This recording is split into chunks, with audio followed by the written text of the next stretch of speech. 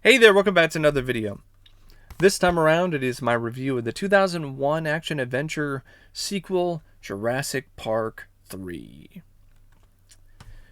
Now, Jurassic Park III is a film that I've always had fun with. I've always enjoyed this movie. I've always thought it was a pretty solid creature feature. I don't understand the hate that it gets. I didn't get it back then, and I definitely don't get it now. It's not that bad. Yeah, just because there's a 5 second scene where a raptor says Alan and the Spinosaurus takes out a T Rex, that doesn't mean this film is absolute dino dung. It's just one of those things where it just baffles me. Like, what is it about this movie that makes it one of those films that people think is just absolute trash? I don't get it. It's fast paced. It's exciting. It's got some serious thrills. It's got some definite claws and bite to it for the rating. It's got absolutely fantastic and incredible practical effects by Stan Winston and his crew that are honestly some of the best that have ever been put on film. And in my opinion, arguably the best practical effects in the entire Jurassic Park franchise. I know some people would probably disagree. They would say, no, that's the first one, or that's The Lost World, and I've seen all of these films in 4K recently, and the practical effects in this to me are the top. They are the best of the best, because there are so many scenes in this where they look legitimately real. The way that the scales appear on camera, the way that the movement is, it's uncanny. And that alone, to me, is a reason why this film deserves more recognition and more appreciation. Just for Stan Winston and his crew's just absolutely amazing work when it comes to their practical effects in Jurassic Park 3. Another thing that deserves more recognition is Joe Johnston's direction. Joe Johnston did a absolutely stupendous, spectacular job directing this film. The movie is, in a lot of ways, one non-stop chase scene after another, with the Spinosaurus stalking the cast through the jungle. And he did a great job maintaining that pace, maintaining the intensity, and he really got the best that he possibly could out of his cast. He shot the sequences that took place on the island in a way that was very lavish and was photographed really well. And the scenes with the dinosaurs in particular were shot in ways that were just absolutely breathtaking. So, yeah, Joe Johnston really did a great job, and you could tell that this is something that was a serious labor of love for him. He was a legitimate fan of Jurassic Park.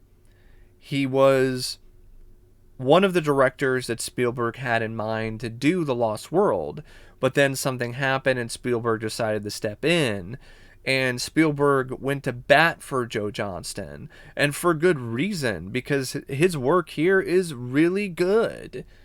So, yeah, Joe Johnston's direction is great. It's got great practical effects. It's got a really quick pace. The script by Peter Buckman, Alexander Payne, and Jim Taylor, it's also a lot better than people give it credit for. Yeah, the dream scene was dumb, but it's 5 seconds. It's not something that lasts that long. So I don't understand how it's that serious of a detriment to the overall screenplay with just that one scene. Also, There's so many other great moments, like the crash landing on the island when the Spinosaurus attacks. That's one of the most thrilling and intense sequences in the entire franchise. The stuff with the raptors and how they are more complex and interesting with the way they vocalize with one another and communicate with each other, and how that also incorporates into Dr. Grant using his own smarts, his own brains to outsmart the raptors. I thought that was really clever and cool. I actually liked the fact that the Spinosaurus kicked the T-Rex's ass. I know for some people that's blasphemous. For some fans of the franchise, that's the equivalent of uh, the Dilophosaurus spitting in their face. But to me, I actually legitimately liked that about the movie because it showed that the Spinosaurus was a serious threat and a force to be reckoned with because it could take out a T-Rex. Also, at this point in the franchise, what? Did you want to just the same thing? Do you want to have the T-Rex take out the Spinosaurus and then the T-Rex is the one that's going after everybody? That would be boring. That would be the same shit, different day. Also, there's no proof that it's the same T-Rex from the first movie or The Lost World. It can be another T-Rex. You know there were more than one T-Rex. Uh, or there was more than one T-Rex. So I don't get the fact that people are so hung up on that. It's the third film in the franchise. It had been years since the last film. It's not one of those things that bothers me that much because it's not like it was the same T-Rex. And also, I like the Spinosaurus. I love the design of the Spinosaurus. I love the effect of the Spinosaurus. So that's another reason why I didn't mind it, because I actually liked the Spinosaurus. So yeah, that never bothered me. I know for a lot of people that's like one of their biggest reasons why they despise this movie, because of that one scene where the Spinosaurus kills the T-Rex. Um and I actually liked the kid. The kid seemed to be written in a way where he was definitely someone that knew what to do, knew how to survive. I actually would have liked to have seen more scenes with this kid surviving on his own, Kirby. Um, yeah, Eric. I would have liked to have seen more of Eric surviving on his own on this island, trying to stay one step ahead of these dinosaurs and using his wits and other things that he's learned, and digging deep and trying to survive. I actually would have liked to have seen more scenes with him prior to him being rescued. I can understand why people have a problem with the stuff with Eric's parents, especially with his mom Amanda. Yeah, the script could have really toned things back when it comes to her being really obnoxious and irritating, like yelling on a megaphone for her son Eric, and doing a better job making her seem a little bit more sympathetic. I think the way that they handled things, the script writers handled things with Paul, though, his dad, I thought that was pretty good, especially when it comes to his arc throughout the film, where he starts out as a guy who is afraid and a scaredy cat, and then by the end of the movie, he actually shows some wherewithal and shows some uh, genuine balls and kind of kicks some ass. I like that about that character and how he has an arc. Speaking of characters, I mean Sam Neill's character, Dr. Grant. I thought the way that they brought him back into the fold was excellent. Even the reason why he went back to the island, like, it made sense. He was understandably reluctant to even go back to the island, but now he's in a desperate position. Like, he needs the money. His dig needs funding, so it makes sense that he would agree to do something like this and go along with it. So it's one of those things where that works, getting him back to the island and getting him back into the franchise.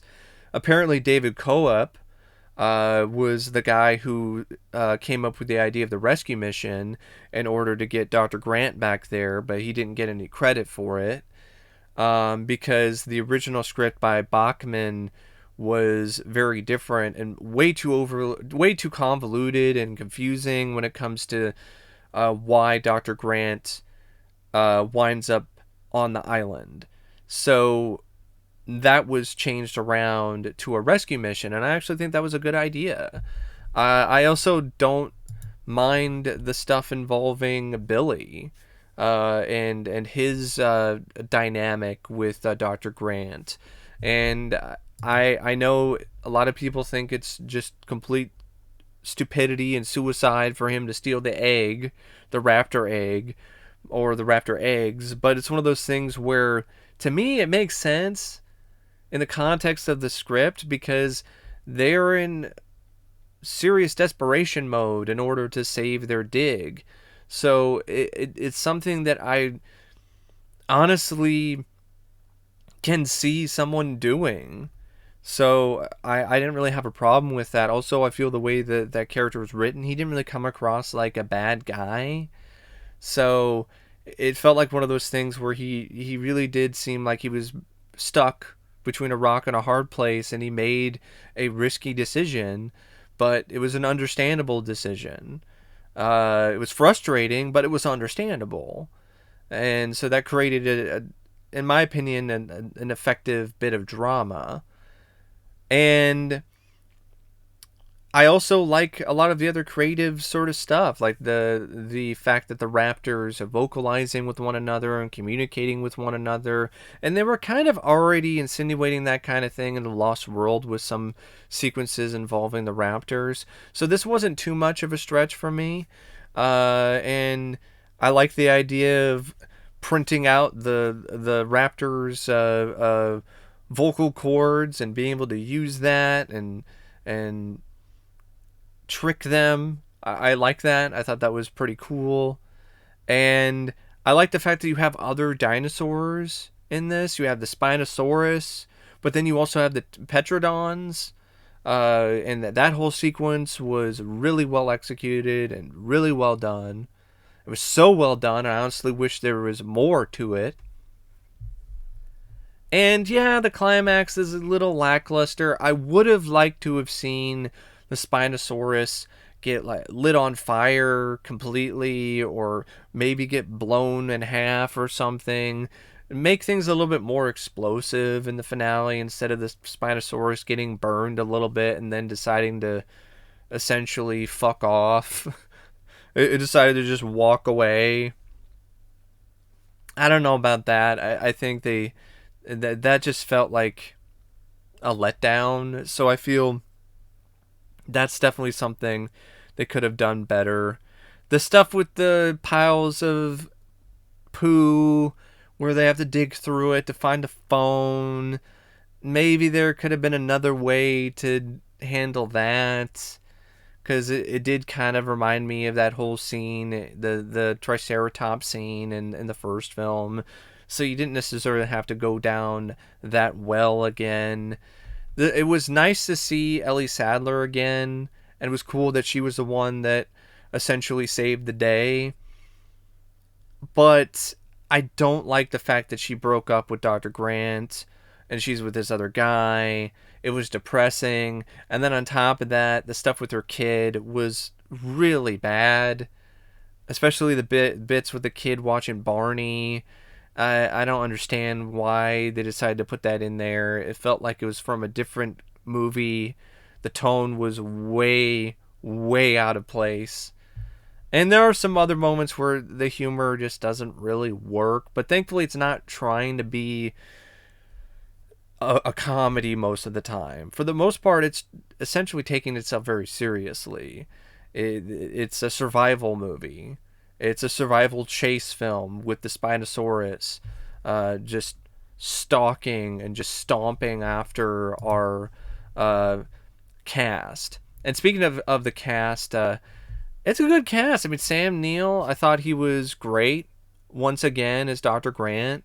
He really did slip back into that character's shoes with little to no resistance. It was like he never left. It was one of those things where it was very seamless, and it was nice to see him get more screen time. It was nice to see Dr. Grant be the main character and see Sam Neill be the headliner.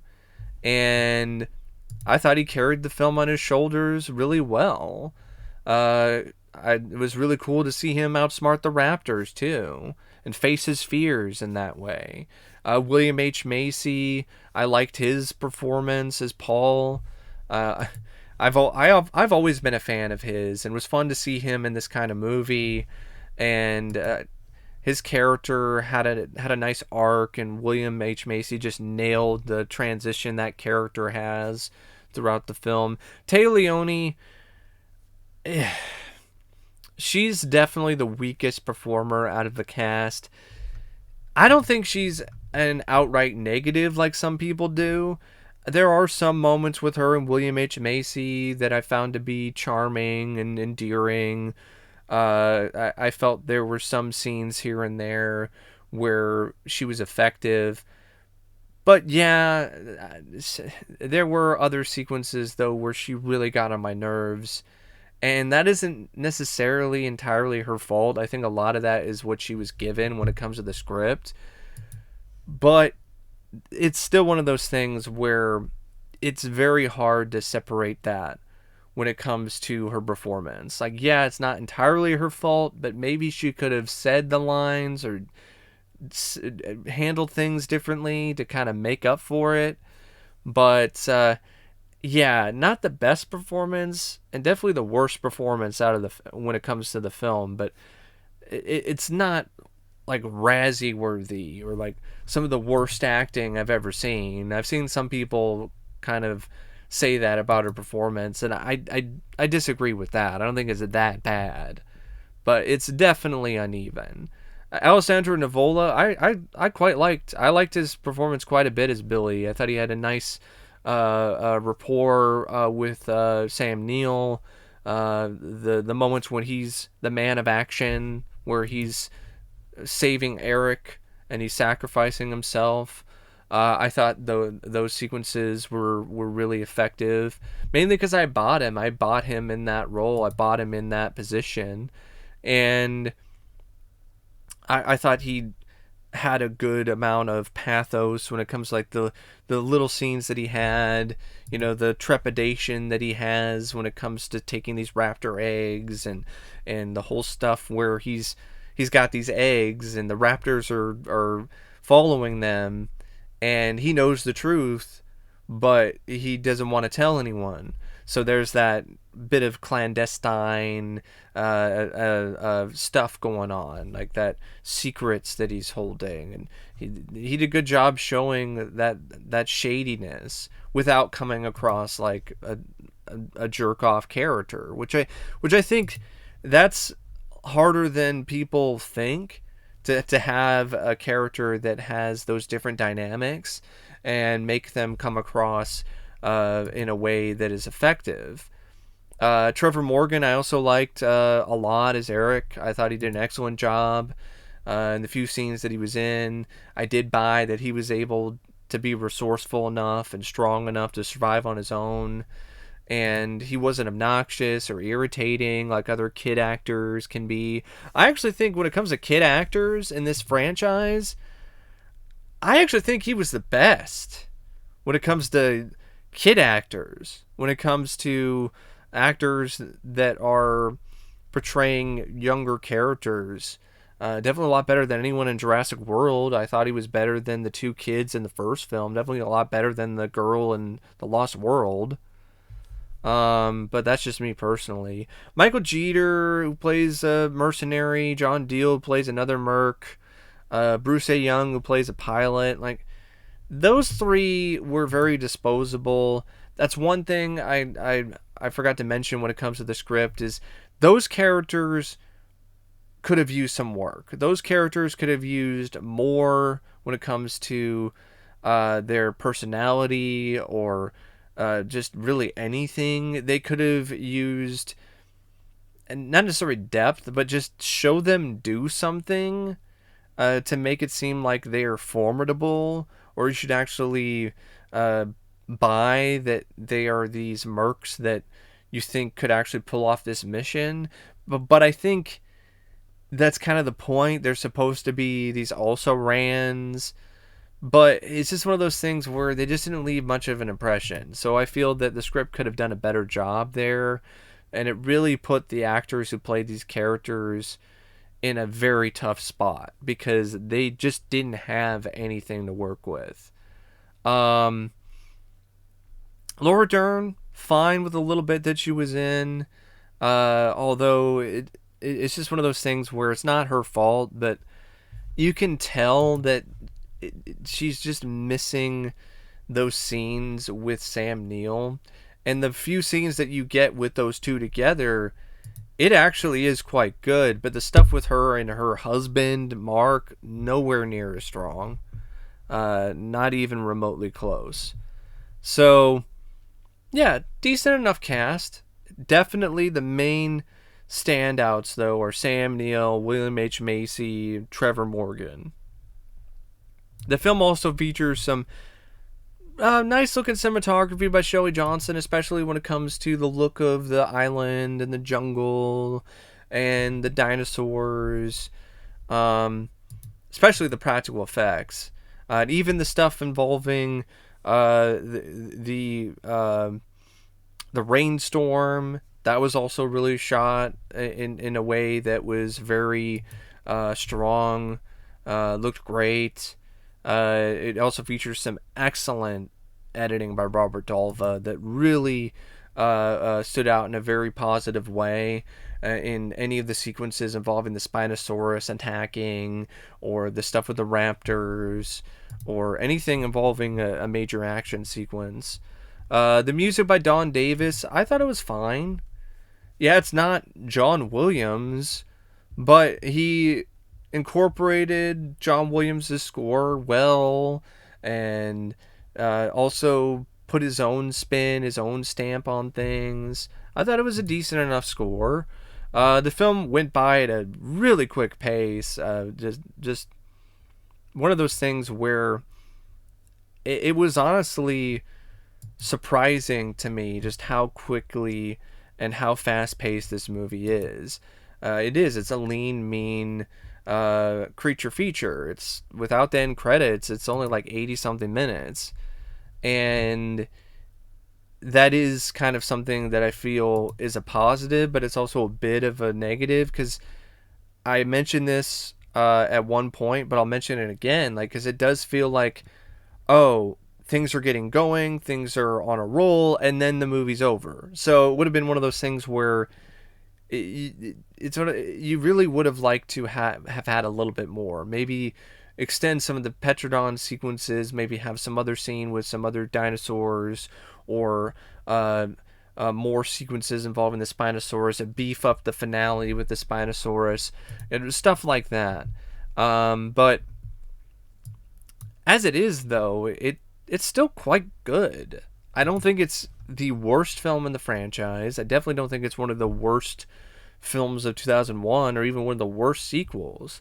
I've always enjoyed this movie ever since I saw it in the theater with my dad, and each time I watch this, the more and more it surprises me when it comes to how enjoyable it is and how exciting of a watch it is. I mean, Roger Ebert liked the film. He gave it 3 stars. He actually was one of the few critics at the time that gave it a pretty positive review. Roper gave it thumbs down, but Ebert called it the best blockbuster of the summer. He gave it 3 stars. He says it's not as awe-inspiring as the first film or as elaborate as the second, but its own B-movie way, it's a nice little thrill machine. And he also wrote, I can't praise it for its art, but I must not neglect its craft, and on that basis, I recommend it. I think that's a great way to sum up Jurassic Park 3. Yeah, it's not the most finely crafted story. It's not perfect. It has issues, but it's still well put together. It's still well directed by Joe Johnston. The practical effects, when they are there, are jaw dropping.